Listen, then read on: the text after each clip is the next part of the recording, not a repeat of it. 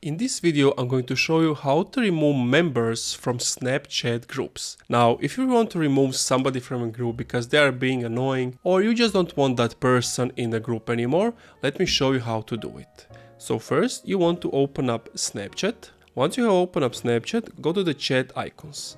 Now, first, find your group, but if you can't find your group, you can click on this first thing right under the profile that only shows your current groups. Click on the group, and once you are here, just click on the group name. In my case, this is a test. And now to remove the person you don't want in this group anymore, just hold on to their name and click on remove from group. Again, confirm, and that person will be removed from the group. You can do the same thing for other members. Remove from group, yes, and they will be removed. If this video helped you out, subscribe, like, and leave a comment. This video helped me out. If this video didn't help you out, let me know what was the problem, and I will do my best to help you out so that you can fix your problem.